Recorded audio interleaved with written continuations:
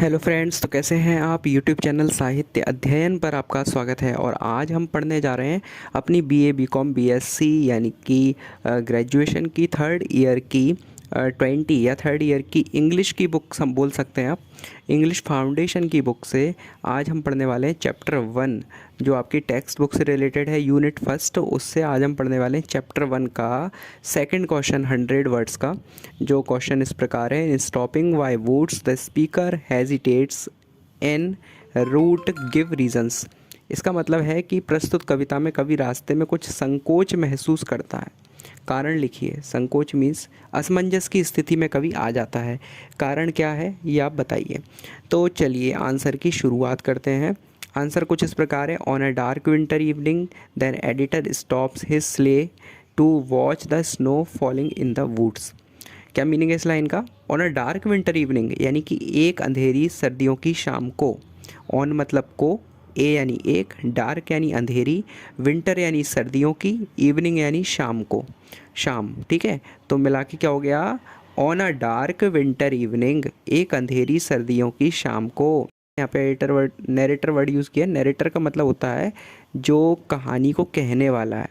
ठीक है, तो नरेटर जंगल में गिरती बर्फ़ को देखने के लिए बेपहियों की गाड़ी रोक देता। बेपहिए यानी बिना पहियों की गाड़ी, घोड़े, उसके घोड़े को। ठीक है, तो स्टॉप्स हिज स्लेक। स्लेक बेपहियों की गाड़ी बोला जाता है स्लेक को। अब घोड़ा था इसलिए स्लेक यूज़ किया है वर्ड, क्योंकि बिना पहियों की गाड़ी घोड़ा था। आगे लिखा है, at first he worries that the owner of the property will be upset by his presence. यानी कि पहले तो उसे चिंता होती है कि संपत्ति का मालिक उसकी उपस्थिति से परेशान होगा, लेकिन but then he remembers that the owner lives in town. लेकिन फिर उसे याद आता है कि मालिक शहर में रहता है। और उसके बाद क्या होता है, and he is free to enjoy the beauty of the falling snow. और फिर वह गिरती बर्फ़ की सुंदरता का आनंद लेने के लिए स्वतंत्र है। यानी उस जगह, वो सोचता है कि इस जगह का जो मालिक है वो उपस्थिति से परेशान होगा। वो सोचेगा अरे ये कौन आया है, तो बाद में उसे याद आता है कि इसका मालिक तो है ही नहीं, है ना। चलिए हम वर्ड टू वर्ड ट्रांसलेशन देख लेते हैं। पहले हम इसको कंप्लीट कर लें, उसके बाद वर्ड टू वर्ड ट्रांसलेट देखेंगे। आगे लिखा है, the sleigh horse is also confuse by his master's behaviour. यानी कि बेपहियों की गाड़ी का घोड़ा भी किसी भी फार्म हाउस से दूर रुकने के लिए अपने मास्टर के व्यवहार से भ्रमित होता है। यानी वो देखता है कि किसी भी फार्म हाउस के पास में ये हमारा घोड़ा नहीं रोका है। घोड़ा खुद सोचता है कि मुझे यहाँ पर रोका है, मतलब बीच जगह पर जहाँ पर ओस गिर रही है। क्या कारण हो सकता है जो पोइट ने मुझे ऐसी जगह पर रोका है। ठीक है, आगे घोड़ा क्या लिखा है देखिए, कि behaviour for stopping for away from any farm house. And के बाद लिखा है, shakes his hems bells in impatience. और अधीरता में अपने हेमस बेल्स को हिला देता है। यानी अपने गले में बंधी हुई घंटी को हिला देता है घोड़ा, क्योंकि वो अधीर होता है, वो एक्सेप्ट नहीं कर पाता उस जगह पर रुकना। आगे लिखा है, despite the sorry at the end the poet reminds himself that despite the loveliness of the view he has some duties to fulfil. यानी कि अंत में कवि स्वयं को स्मरण दिलाता है, यानी याद दिलाता है कि दृष्टि की सुंदरता के बावजूद उसे कुछ कर्तव्य निभाने। यानी कि दिखने में जो चीज़ें सुंदर हैं, दृश्य सुंदर हैं, उन दृश्यों की सुंदरता के बावजूद, ये सब होने के बाद भी उसको कुछ कर्तव्य निभाने हैं। यानी कि उसको यहाँ पर नहीं रुकना।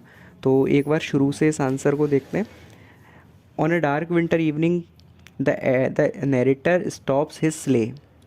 On a dark winter evening यानी एक अंधेरी सर्दियों की शाम को। आगे लिखा है, the narrator stops his slay. यानी कि कहानी का जो वक्ता है, स्टॉप्स यानी रोक देता है, हिज यानी उसकी, स्ले यानी कि बेपहियों की गाड़ी को। बिना पहिए की गाड़ी कौन है, घोड़ा। To watch the snow falling, क्या करने के लिए रोकता है, टू यानी के लिए, क्या करने के लिए, वॉच द स्नो फॉलिंग, देखने के लिए, वॉच यानी देखने के लिए, स्नो फॉलिंग यानी कि ओस का गिरना, इन द वुड्स लकड़ियों पर।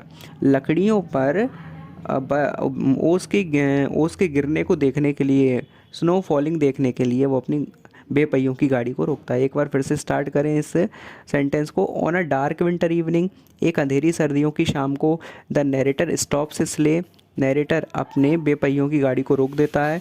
To watch the snow falling in the woods, एक स्नो फॉलिंग देखने, लकड़ियों पर होने वाली स्नो फॉलिंग को देखने के लिए, यानी कि ओस के गिरने को देखने के लिए। तो एक बार शुरू से, on a dark winter evening the editor stops his slay, यानी कि एक अंधेरी सर्दी की शाम को कवि यानी कि नैरेटर यानी कि कहानी का वक्ता, इस चैप्टर का वक्ता, स्टॉप्स स्ले टू वॉच, अपने बिना पहियों की गाड़ी को रोक देता है, to watch the snow falling in the woods, ये देखने के लिए कि लकड़ियों पर जो है स्नो फॉलिंग हो रही है।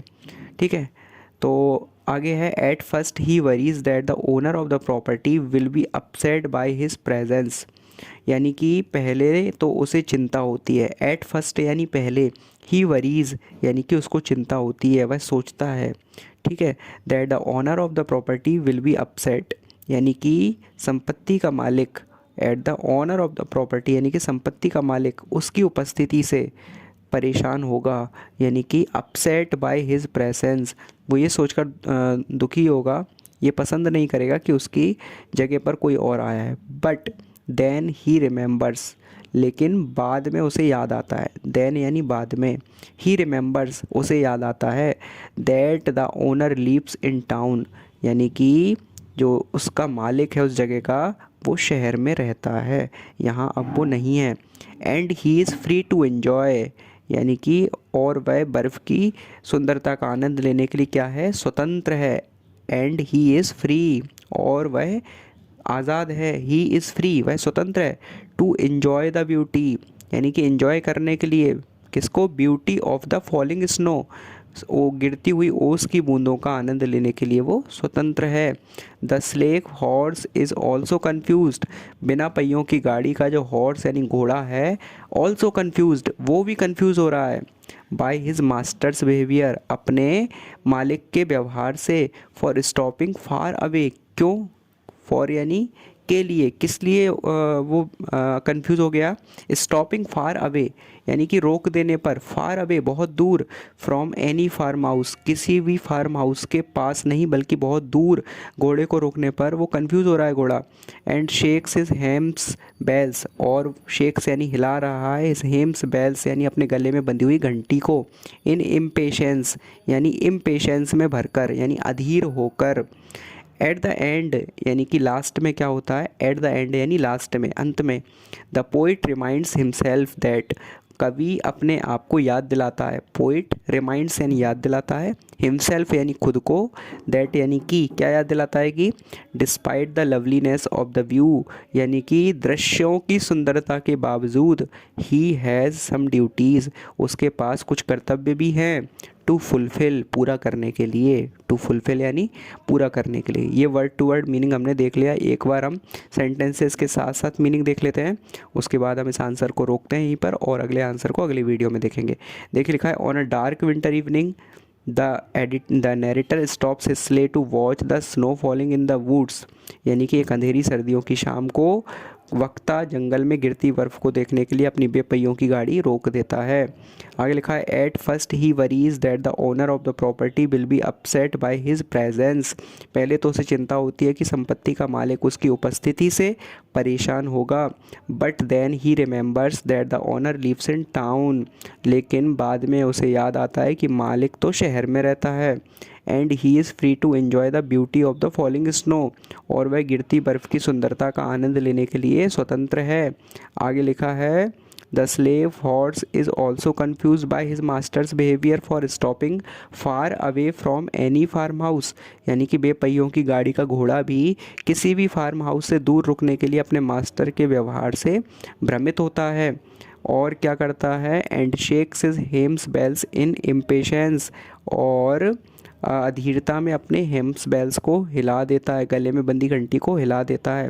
अब देखिए लास्ट में, at the end the poet reminds himself that despite the loveliness of the view he has some duties to fulfil, अंत में कवि स्वयं को स्मरण दिलाता है।